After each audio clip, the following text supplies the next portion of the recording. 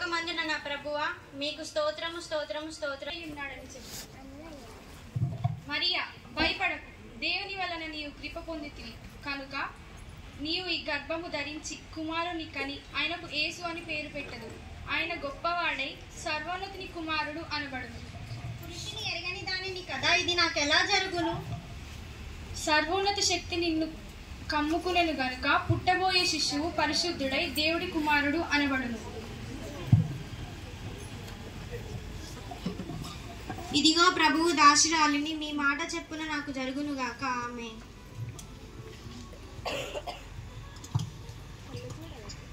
అటు తరువాత యోసేపు దగ్గర జరిగిన సంఘటన చూద్దాం. ఇతని పేరు యోసేపు. ఇతను వడ్రంగి వాడు. ఇతను వడ్రంగి పని చేస్తూ ఉంటాడు.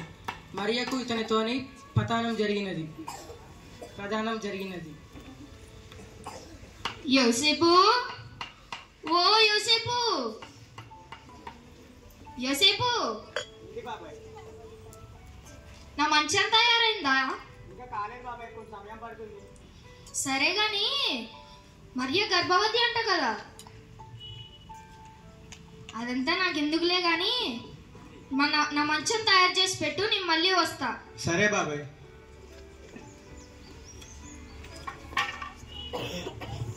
ఏమిటిది? మరియా గర్భవతియా? నేను ఆమెని రహస్యంగా వేడినాడు.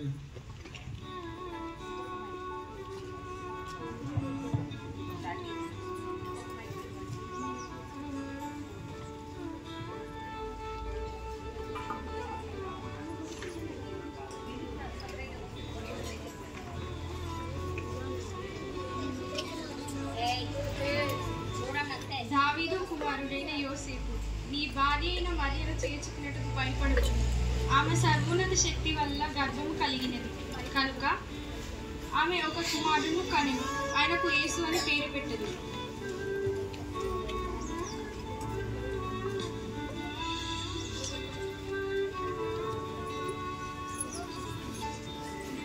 మాట విన్న యోసేపు ఆయన దగ్గరికి చేర్చుకున్నాడు.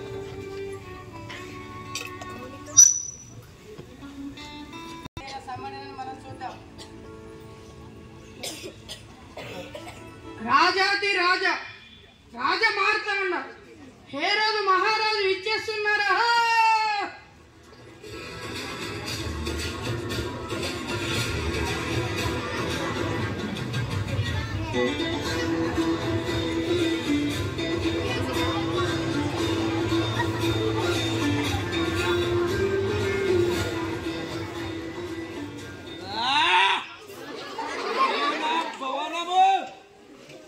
సుందరముగా ఉన్నది. వైడూర్యాలతో మాణిక్యాలతో బహు సుందరముగా ఉన్నది.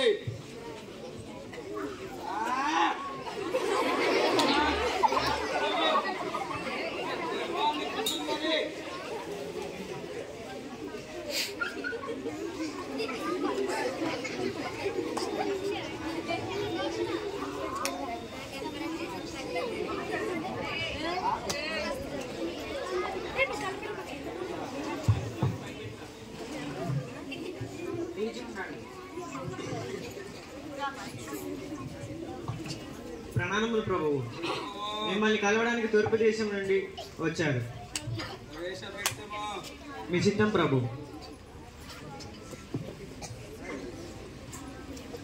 చిరంజీవులకు ప్రణామం. చిరంజీవులకు ప్రణామం. ఆశీనులు కండి. మీరెవరు? అసలు ఎందుకు వచ్చారు? మహారాజా యూదుల రాజు పుట్టారంట కదా, ఎక్కడ? యూదుల రాజా? తూర్పు దిక్కున ఆయన నక్షత్రం చూసి మేము పూజింపవచ్చింది మీ రాజా. సరే, మీరు వెళ్ళి మాకు వర్తమానం పంపు. చిత్తం ప్రభు.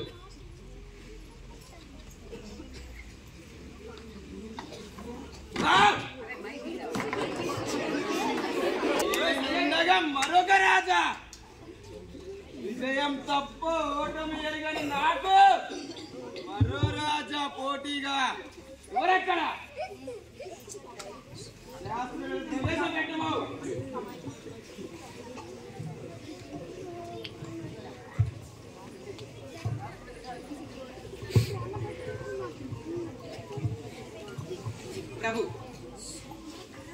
యూదులకు రాజు పుడతాడని మీ శాస్త్రాల్లో ఉందేమో చూసి చెప్పండి మాకు. చిత్తం ప్రభు. ఏలయనగా యూదా దేశ బెత్లెహేమ నీ యూదా ప్రధానంలో ఎంత మాత్రం అల్పమైన దానవి కావు. ఇశ్రాయేలు నా ప్రజలు పరిపాలించుటకు అధిపతియగు నీలో నుండి వచ్చును. సరే, మీరు దయచేయండి. చిత్తం ప్రభు.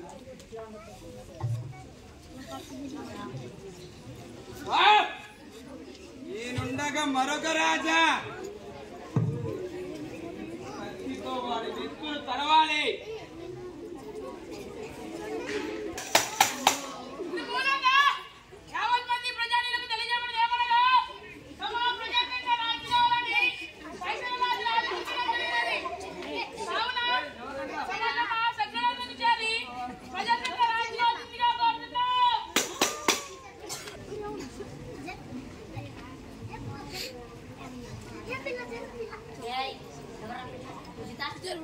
అమ్మా,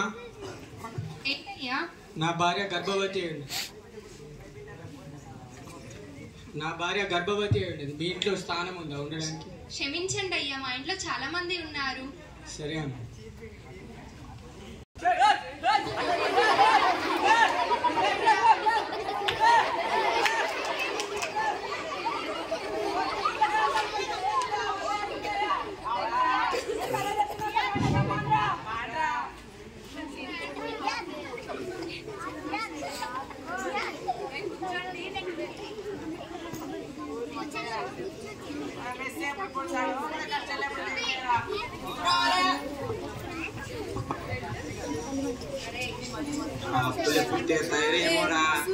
అవునరా మల్లన్న, అవునరా. అరే మల్లన్న ఎల్లన్న, మనకేంటి చలి పెడుతుందంటే గొర్రెట మేస్తాయేమోరా. అవునరా. అరే పొద్దున్న నుండి గొర్రెలు కాసి చాలా అలసటగా ఉందిరా. మేమిద్దరం పడుకుంటా, నువ్వు గొర్రెలు కాపుగాయరా. అరే మీ ఇద్దరు పడుకోండిరా మల్లయ్య సూరయ్య. సరేరా, నీ గొర్రెలు కాస్తా గాని.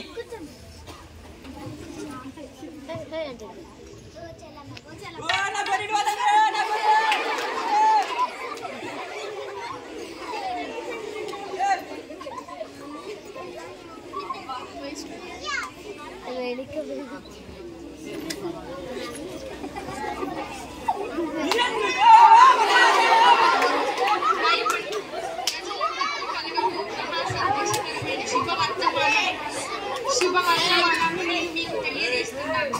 దావీదు పట్టణమునందు మీ కొరకు మీ రక్షకుడు పుట్టి ఉన్నాడు. ఆయన ప్రభు అయిన యేసుక్రీస్తు. ఇదే మీకు మీ ఆనవాలు. రక్షకుడు పుట్టాడట్రా. ఇంకేట్రా మళ్ళీ ఎలా పాడరా.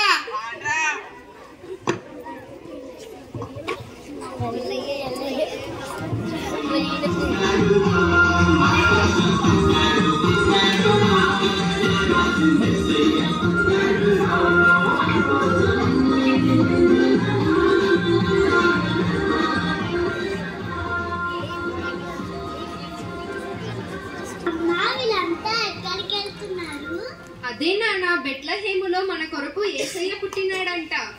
అమ్మా, యేసయ్యను నాకు కూడా చూపించవా? సరే నాన్న, పద వెళ్దాం. అమ్మా, నా భార్య గర్భవతి అయ్యింది. మీ ఇంట్లో కొంచెం స్థానం ఉందా? మా ఇంట్లో స్థానం లేదు, కానీ మా పశువుల పాకలో స్థానం ఉందయ్యా. ఉంటే ఉండండి. సరే, ధన్యవాదాలమ్మా.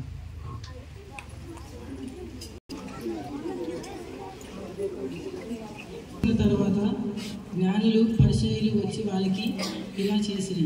ఏదైనా